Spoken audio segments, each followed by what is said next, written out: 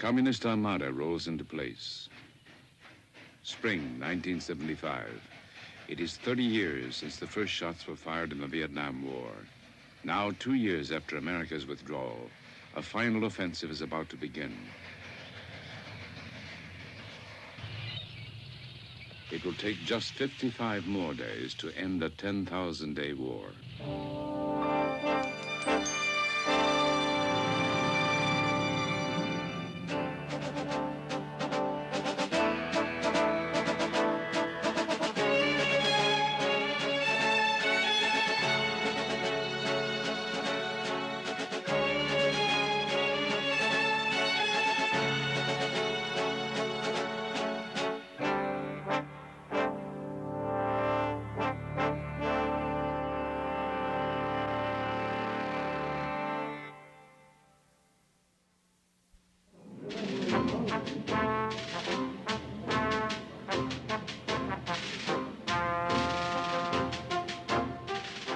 January 1973, the Paris Peace Treaty is signed.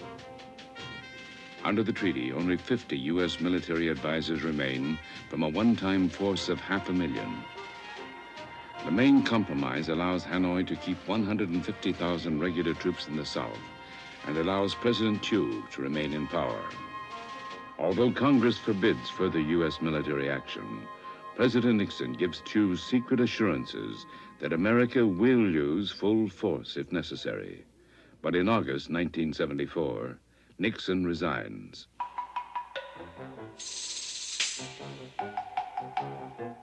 In December 1974, the communist leaders meet in Hanoi. They decide upon a 2-year program for military victory. Their immediate plan is to force Thieu from office. North Vietnam's chief strategist is Defense Minister Bo Nguyen Giap. Even in Saigon, people are opposing Thieu and trying to overthrow him. You can't survive if you go against the people's will. The American imperialists thought even when they withdrew their troops from Vietnam, they would still continue to transform part of Vietnam into a new colony of theirs. Even now, if they deploy their Air Force and Navy, they will fail again. The Vietnamese people do not fear such things. It is obvious that our people, in particular our countrymen and soldiers fighting in the South, have beaten the American imperialists. Thieu is still totally dependent on American aid to maintain his army. But Congress wants to end U.S. support. As American aid declines, so does South Vietnamese morale. Since 1973, from the time we signed the peace agreement until 1975, our war potential has been reduced to 60% because of the cut of the economic and the military aid from the United States. And that, I say that the Vietnamization has not been honestly done as promised by the United States. This is the main reason of the collapse of South Vietnam. In Saigon, there is still hope America will return. The capital is crowded with refugees.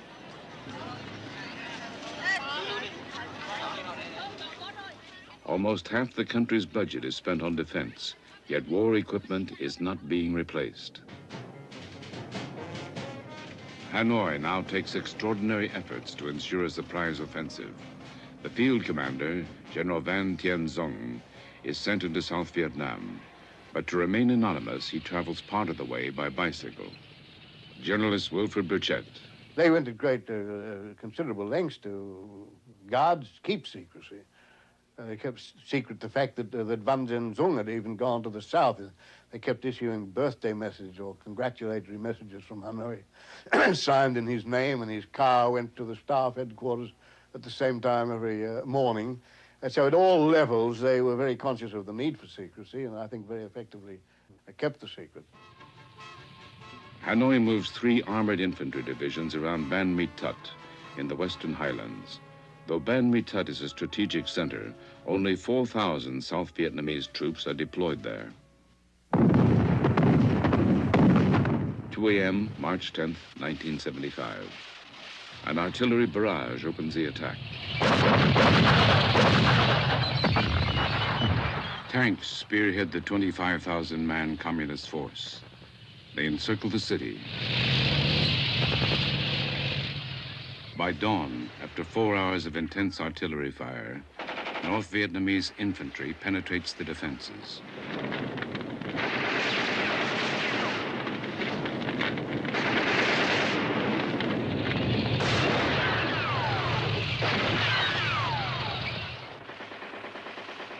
President Thieu has no time to reinforce. On the first day of battle, most of the city is captured. By next morning, fighting ends. Half of the South Vietnamese soldiers surrender or desert. The first big battle of the final offensive is over. Now, in one of the most controversial moves of the war, President Thieu abandons 2 northern provinces. He also decides to evacuate the entire highlands region and redeploy his troops further south. We have not to wait before it becomes too late, and we cannot do anything. We have to take the risk, a calculated risk, because the redeployment, the withdrawal without the mobility, without the great firepower support is a risk, but it's a must for us. The withdrawal from the highlands becomes a trail of blood and confusion. From the towns of Pleiku and Kon Tum, 500,000 soldiers and civilians flee toward the coast. Military authorities choose an almost unusable highway, believing it's safe from communist attack. They are wrong. The North Vietnamese fire on the retreat. It becomes known as the Convoy of Tears.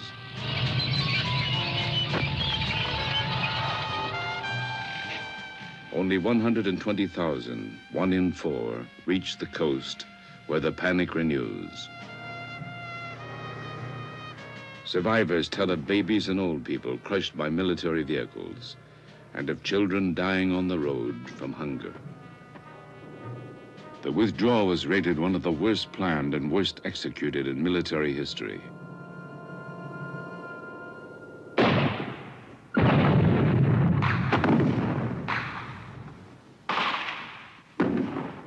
It has a domino effect. Province capitals begin falling at the rate of 1 a day.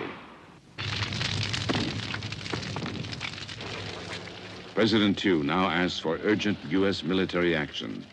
Washington's response is relayed by Ambassador Bui Diem. By the time I rushed back home, half the country was lost already. And I did say frankly to all my friends that there is no more hopes from the U.S. side. It means that if the thing comes to worst, the American wouldn't come back again. So we have to think in terms of realities. In Saigon, strict censorship keeps hope in the headlines. Few Saigonese know the full military disaster. Publicly, Thieu says his troops are holding. Hanoi, March 18th. North Vietnam's leaders savor their biggest victory since defeating the French 21 years earlier. They decide on a daring new strategy to cut South Vietnam in half. The main prize will be the ancient city of Hue, Vietnam's old capital and spiritual center.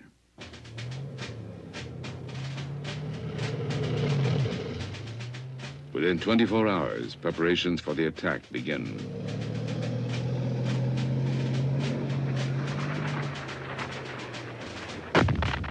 Hue's northern defenses are hit first. Then heavy 130mm guns hammer the southern and western approaches. Now Hue is cut off from Da Nang to the south. On March 25th, after a 3-day siege, Hue falls without resistance. The communist flag had flown here for 28 days during the Tet Offensive in 1968. This time, it will stay. The North Vietnamese advance continues almost unopposed as South Vietnamese forces break and run. At the first communist advance on Hue, the area commander orders retreat. Officers, then their men, abandon the city and its civilians. Their only escape route is the sea, south to Da Nang. In the panic, many troops drown trying to reach the boats. At Da Nang, there is a widespread belief that a deal has been made to abandon the city to the communists. 3 million people try to flee south.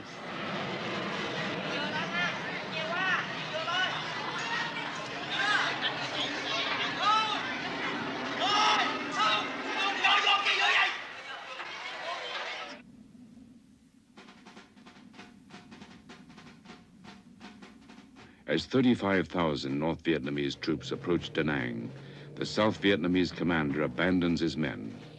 Other officers remove their uniforms and hide.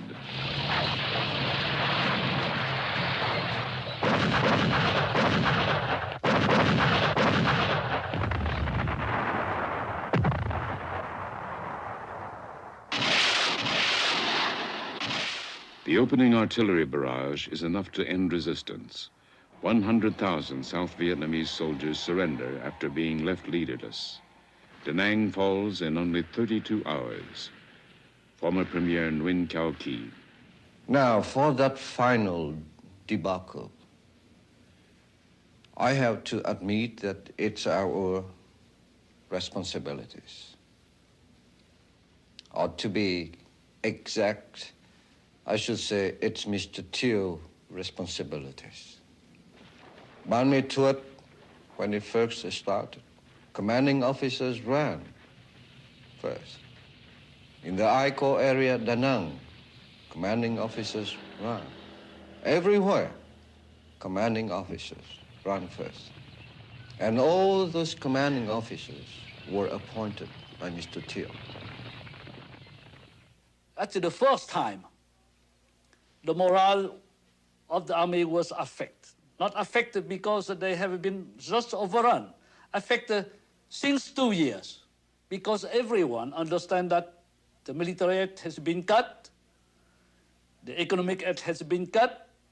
There's many signs that America have abandoned us. By early April, the communists control the north and center. There's new respect for the North Vietnamese field commander, General Zung. He is an outstanding tactician like his tutor, General Giap. Of this period, he wrote, "We understood that time is strength and that an opportune moment is priceless." The U.S. Army Chief of Staff, General Wyand, now visits Vietnam. He reports that Saigon urgently needs $700 million worth of arms replacements. But politically, this is impossible. South Vietnam's army is doomed. Military analyst Brian Jenkins. It was my belief that if that assistance were withdrawn, that then this military machine that we had created in South Vietnam would indeed collapse of its own weight.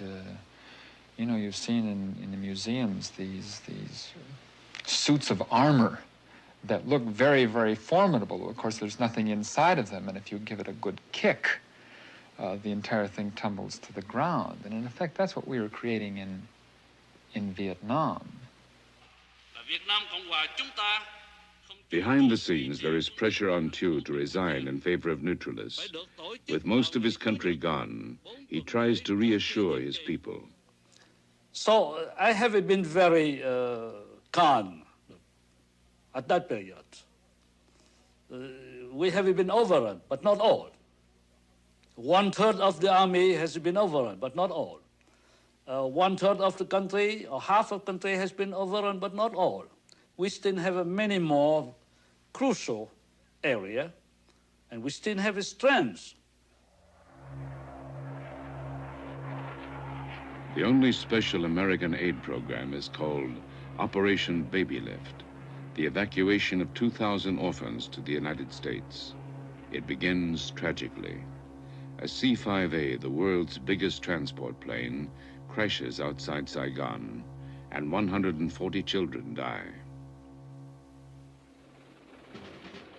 The disasters in the field can no longer be hidden. Saigon begins to strengthen its highway perimeters. The communist advance is almost 2 years ahead of Hanoi's expectations. North Vietnam expert Wilfred Burchett. Well, right at the beginning, it was felt that for the first season, offensive season attack, it would be good enough if they got to Da Nang, dug in there, consolidated and so forth, and then the next operational season went on down to Saigon and the Mekong Delta. But it was the panic in Hue and the collapse in Da Nang and the ease with which all these provincial capitals just fell one after another. And the fact that the Saigon command was unable to consolidate its troops. They were not able to withdraw properly and regroup. And everything was done in a very slipshod and haphazard fashion with very, very little morale. The only real battle was, in fact, at Xuan Loc. Xuan Loc is a small provincial capital only 38 miles northeast of Saigon. It blocks the main communist advance.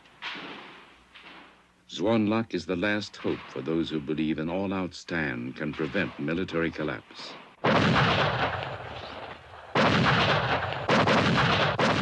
April 9th. The North Vietnamese opened fire on Xuan Loc. But this time, there is no easy victory. The communists later called the fighting fierce and cruel. 40,000 North Vietnamese troops launch an assault against the city. They are repelled. The defenders counterattack.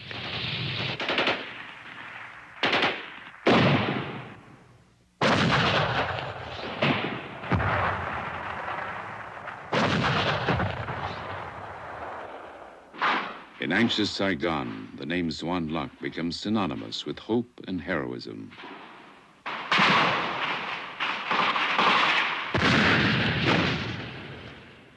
The North Vietnamese decide to bypass Xuan Loc and strike at the next city, Bien Hoa, closer to Saigon.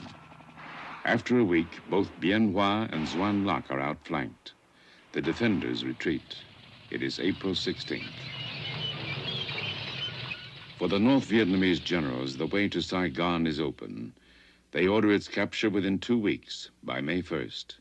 Hanoi strategist Colonel Ha Van Lao. The army units that had the mission of encircling and attacking Saigon only took with them what was necessary for the fight. Some advanced in convoys, others advanced on foot and ran and made 50 kilometers a day.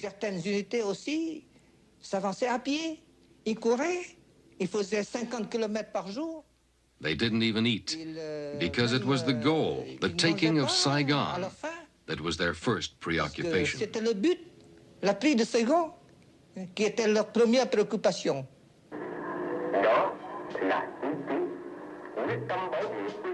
Saigon itself appears calm, but tension mounts as supplies of gasoline and other commodities grow short.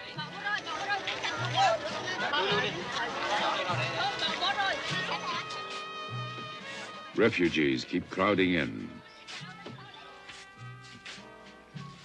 Now the elite see no way out. Sincerely, I do not know what's going to happen next. So I know that I'm expecting something, but I don't know what. President Thieu is now under intense pressure to resign. His suggested replacement is neutralist General Duan Van Minh, known as Big Min. It's believed the communists might negotiate a coalition government with him. Senior CIA analyst Frank Snepp. Big Min was a self-proclaimed neutralist. He'd called himself a member of the Third Force. He had a brother or a cousin, there was some debate over this, who was a high-ranking North Vietnamese political officer, a general. So Big Min was the last American hope. Thieu had to be got out of the way. On April 20th, U.S. Ambassador Graham Martin visits Thieu. I simply went to President Thieu and laid out on the table as clearly as I could marshal the facts as they seemed to me to be relevant to the situation. The military situation, what the other side had, what we had, the political situation, the attitude in his own administration among his own generals, and expressed the conviction that while I did not believe myself that there was any possibility of such a transition, it was clear that some of his own generals wished to attempt it, but would not do so with him in position. The next day, April 21st, Thieu resigns the presidency. As a caretaker government takes over, Thieu is hurried into exile. And it so happened that it was my job to get Thieu to the airport shortly after his resignation. And what a night it was. It was a starlit night. There were tracers out along the perimeters of Tonsanut Air Base. Several colleagues and myself from the CIA, as well as the CIA station chief, collected limousines. I was armed to the teeth because I had visions of what had happened to Ziem in 1963, ordered out of the car, cut down by young Turks. It was rather amusing to think back on it because we certainly couldn't have defended ourselves with the AK-47 under my seat, the snub-nosed .38 strapped on my hip. It was a great adventure. And I looked in the rear view mirror at Thieu's eyes, and they were glistening with tears at that point as we passed through the air base on the way to the airplane that was to whisk him out of the country. Thieu leaned over the seat, and he said, "Thank you for all you've done." And it came to me, thank you for what? For the 50,000 American lives that have been given here in Vietnam. And I thought about saying that, but being the the loyal bureaucrat I was, I kept my mouth shut, shook his hands. The man was crying. I guess he didn't need that final humiliation. He ran up to the airplane. There were cameras banging on various lapels. The suitcases were whisked aboard. And there was Ambassador Martin, immaculately tailored. He was wearing his horn rim glasses, I believe, looking very much like a professor. Nothing like an ambassador bidding farewell to the last vestige of the American experiment in Vietnam.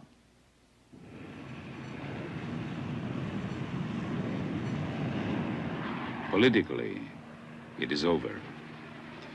Thieu boards his flight into exile, carrying a lasting bitterness toward America. They have abandoned. They have sold out us. They have a stab on their back, on our back. It's true. It's clear. They have betrayed. Now, over 3,000 people are leaving the capital daily.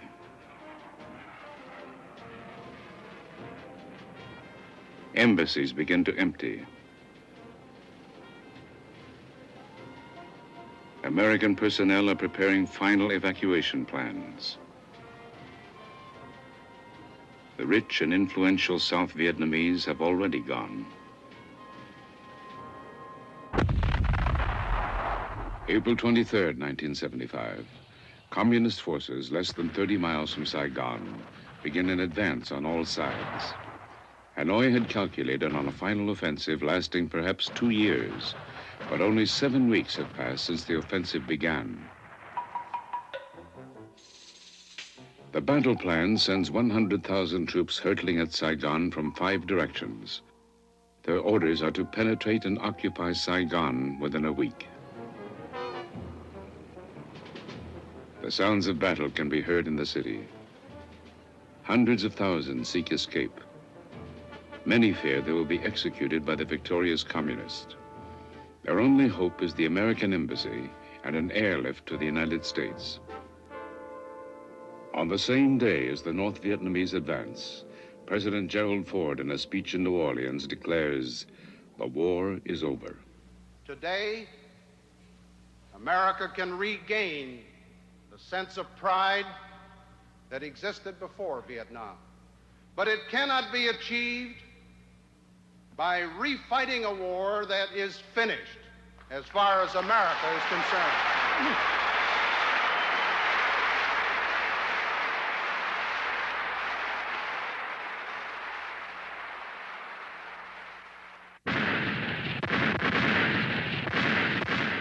Hanой's divisions race into position. Now there is no fear of American bombers which turned back previous offensives. The communists sweep through the rubber plantations east of Saigon. The South Vietnamese, greatly outnumbered, only briefly resist. Soviet-built amphibious tanks easily bridge the rivers, then roll along the U.S.-built highways leading to the capital. Infantry convoys mop up resistance in villages and outposts. Long-range artillery disables Saigon's main airport. The siege is fully in place. Saigon is encircled. Within the city, 30,000 South Vietnamese troops await orders, but many senior officers have deserted. Saigon has a new government. It appeals for peace talks and a ceasefire. This goes unanswered. Now, 72 hours remain until the end. Saigon's armor attempts to seal off the main highways. Tens of thousands of refugees try to board the last helicopters leaving the city outskirts. But soldiers fleeing the battlefield commandeer the choppers and retreat into the capital.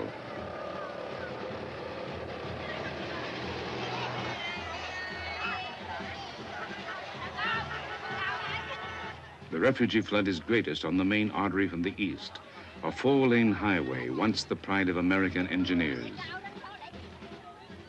Civilians and retreating soldiers sweep aside checkpoints in their haste to escape the onrush of battle.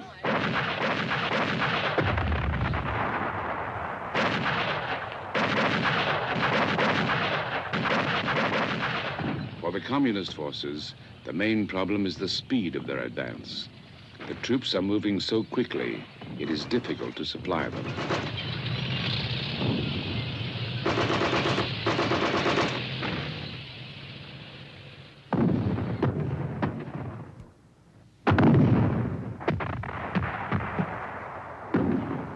Southern guerrillas act as guides, providing maps and pointing out weaknesses in government defenses.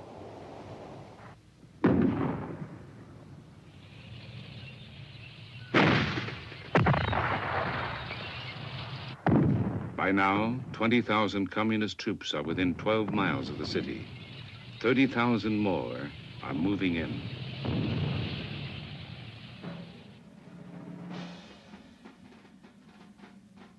In his dispatches, the communist field commander, General Zeng, likens his forces to a divine hammer held aloft. Saigon's army, he wrote, trembled in fright, watching the hammer descend.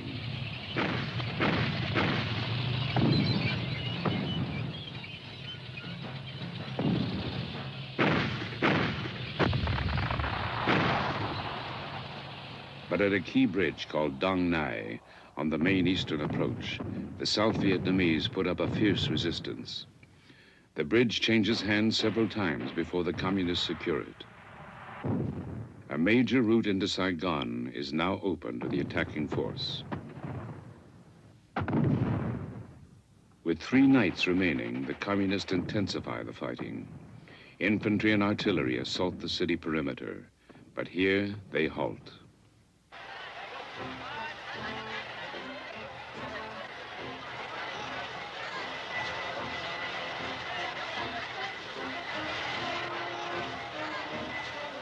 In captured areas, communist cameramen record the population tearing down symbols of their former government and celebrating in the streets.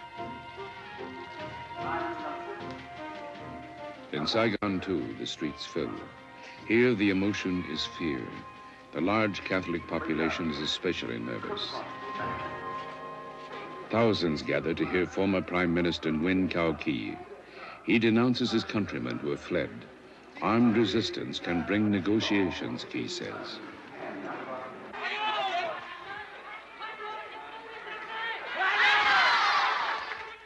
The best way is to hold the line in the military.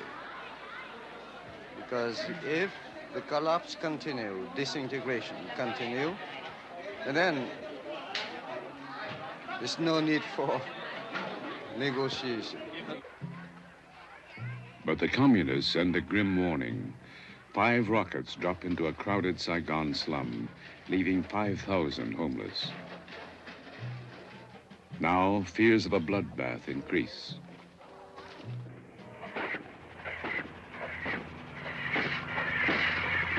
The next day, April 28th, the ring around Saigon tightens. Saigon troops rush to the Newport Bridge on the city outskirts. North Vietnamese commandos hold the far side of the bridge.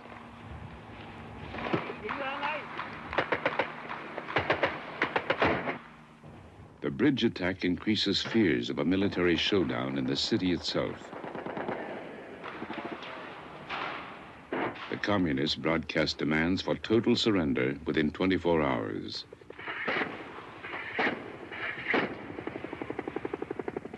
The deadline abruptly ends hopes for a political settlement, and it activates evacuation plans for 3,000 Americans. With the Newport Bridge attack, Saigon's discipline breaks. As the Army of South Vietnam makes a final stand, civilians loot the nearby American commissary. Deserting soldiers join in.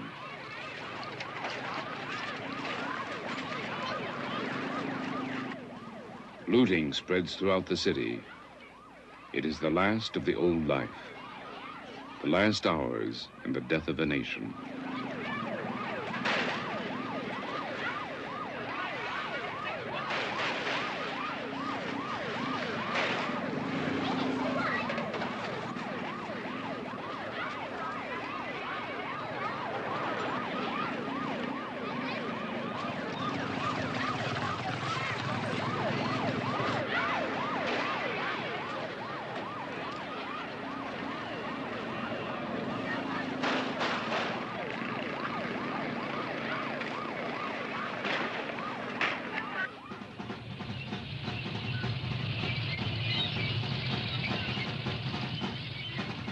The communists now attempt to close the last main exit. 5 captured planes with North Vietnamese pilots bomb Saigon's Tan Son Nhut airport. A few hours later, long-range shells and rockets wrecked the airstrip, leaving no choice for Ambassador Graham Martin. And I picked up the phone and told Secretary Kissinger to inform the president that I had decided that we would have to go to option 4 to the helicopter airlift for the remaining Americans and for such Vietnamese as we could get out.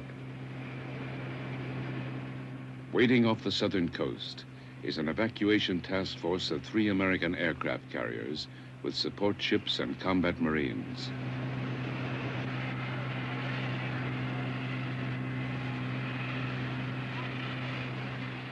Noon, April 29th.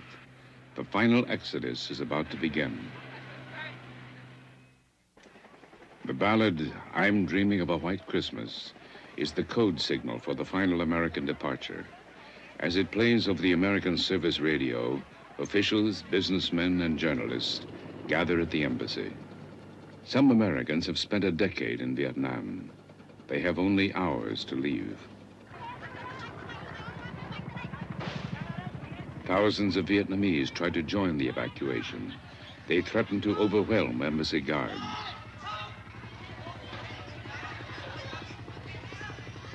For years, the symbol of a wide-ranging war, the helicopters can now only land on the embassy roof or in its secluded compound.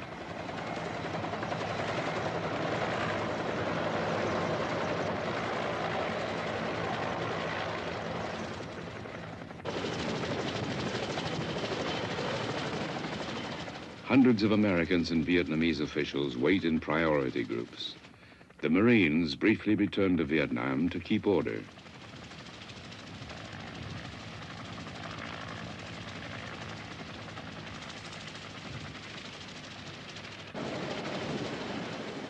Some embassy staff spend their last moments shredding documents. Each chopper takes an hour to reach the evacuation fleet. Only a relative few can make it. One is former Prime Minister Key. I landed on the Midway aircraft carrier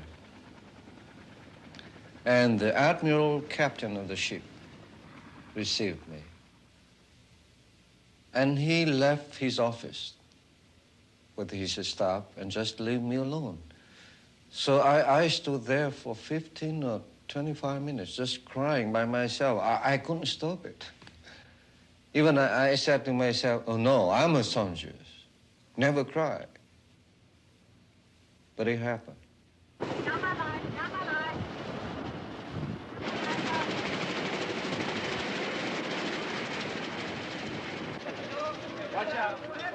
By now, hundreds of Vietnamese civilians are attempting to crash the embassy gates.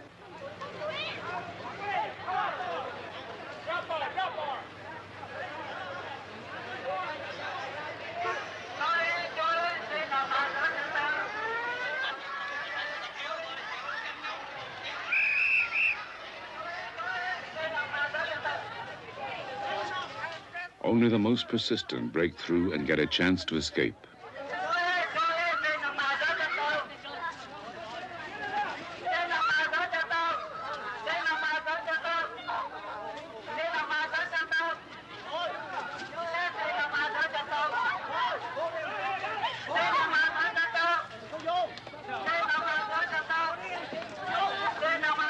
In previous weeks, 100,000 South Vietnamese have bought their way out. But the sudden American evacuation still leaves behind many long-serving Vietnamese. Senior CIA analyst Frank Snepp. I was sitting by the radios at the top floor of the embassy, monitoring the flow of intelligence as it continued to come in from various places. I listened to the radios, and I would hear people calling in over our radios, agents and employees who had been abandoned at various evacuation points. I'm Mr. Lon. I have served you for years. Save me. I am Mr. Ha. Save me. And there was no way to save them then. That, I believe, was the most tragic thing for me on that final day. The voices over the radios, and I still sleep. I have nightmares, and those voices still play in them. An alternate evacuation plan is departure from Saigon by barge. Though encircling the city, the communists make it known they want an uncomplicated end. They briefly delay their final assault to allow all Americans to leave. One of the last to do so, Frank Snepp. I'd gone out with the last CIA contingent. I got on the helicopter, stumbled up the roof of, up to the rooftop evacuation pad, got into the helicopter, and pulled in several of the Vietnamese agents we'd managed to get inside the embassy walls. And the helicopter began lifting up off the top of the roof of the embassy, and the tail gunner was crouched over his weapon. The back of the helicopter was open, and suddenly green lights, radar lights began blinking inside the cabin. And the helicopter arched up over the city. And for a moment, I could see framed in one of the windows Mimi's Bar, one of the most famous bars in Saigon where many an American GI had lost his shirt as well as his innocence. And I remember as we touched down on that deck, people all around me were crying. One Vietnamese woman we brought out was holding her child in her arms. We managed to get her and her child over the wall of the embassy, but we'd failed to get her husband. Her life would be forever altered, and we had abandoned so many we should have rescued and gotten out on the final day.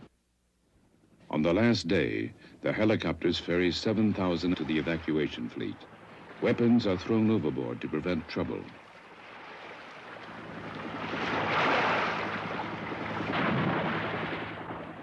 Dozens of helicopters flown by South Vietnamese pilots arrive uninvited. The $250,000 machines are ditched to make room for those still arriving.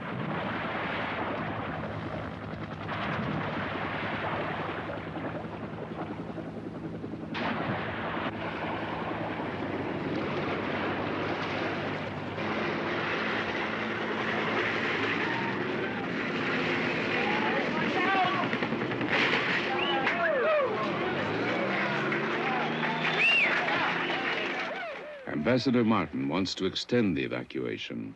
Washington rejects the recommendation as too risky.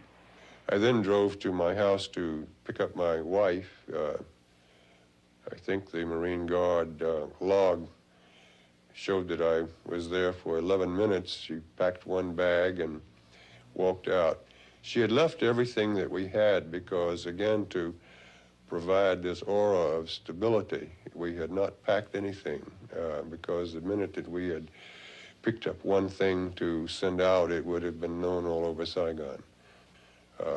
So she paid the sort of a higher penalty than I did in the sense of losing some of the treasured possessions of a lifetime. Martin is among the very last to leave. At 4:30 a.m. Saigon time, the senior American official in Vietnam gets a final order. This young helicopter pilot came into my office with this scroll on the back of a pad that I never forget it. I mean, the name of the helicopter was the Lazy Ace, I think. And the President of the United States directs that Ambassador Martin come out on this helicopter. Well, what do you do then? I mean, do you try to emulate Admiral Nelson and put your blind eye out of the telescope, you know? I mean, you didn't hear or you didn't get it. And then for 45 years, I had been a disciplined officer of the United States government, and that I would not sort of spoil it in the end by any act of disobedience, and so I got on the chopper and came out.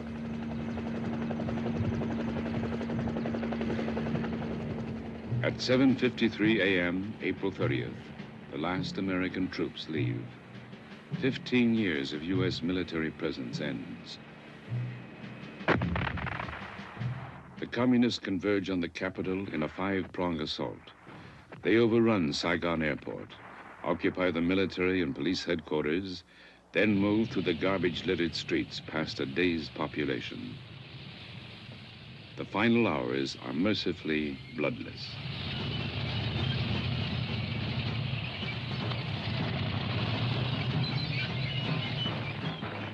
A symbolic target is the presidential palace. A single tank provides the battle finale, storming through the iron gates. It is 11 a.m. A lone soldier runs forward to raise the communist flag.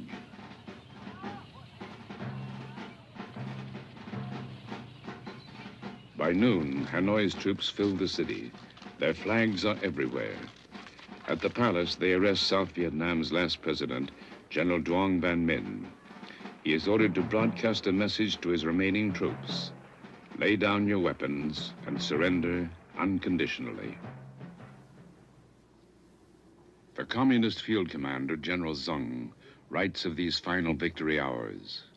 Our generation had known many victorious mornings, but there had been no morning so fresh and beautiful as this morning of total victory. For most of Saigon, the 10,000-day war ends with little immediate change. The black market reopens. Some soldiers from the north succumb to the temptations. Reforms soon follow. In Hanoi, the sudden victory after 30 years of war brings immediate celebration. Saigon is renamed Ho Chi Minh City, honoring the first president of North Vietnam.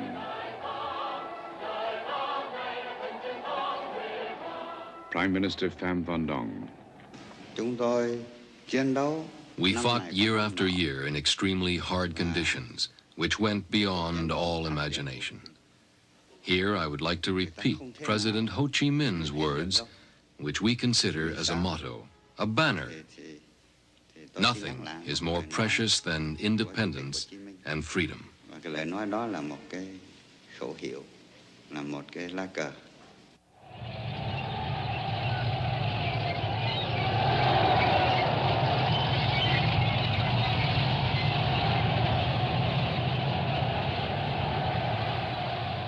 In Saigon, the Communist Victory Parade is held May 7th, the anniversary of the French defeat 21 years before. Ambassador Ha Van Lao. There were a lot of emotions at that moment. Everyone could breathe again. The war was over. Peace reestablished. And above all, we became the true masters of our own country, our own land, independent. Our first thoughts were of our venerated president, Ho Chi Minh, who was not there to see with his own eyes the most glorious moment in our history.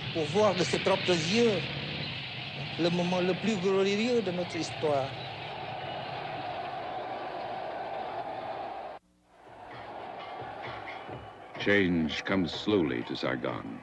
The communist victors initially treat the people with discretion. But the old regime is purged. 200,000 officials and military officers are sent to re-education camps. An estimated 1.5 million city dwellers are forcibly moved to the countryside. Within 2 years, the two halves of the country are officially unified as the Socialist Republic of Vietnam. The Vietnamese People's Liberation Army began as a ragtag assortment of volunteers. The Soviet-equipped North Vietnamese Army, which parades through Saigon, is the 5th largest in the world. This impoverished agrarian nation built up a military force exceeded only by the great powers. This force has brought America its longest and costliest struggle. As it ends, the majority of Americans express only relief that it is finally over. More than 100 countries give diplomatic recognition to Vietnam. President Carter is initially sympathetic to establishing ties. A U.S. delegation visits Hanoi in 1977 to pave the way, but nothing comes of it. The U.S. considers Vietnam too much under Soviet influence.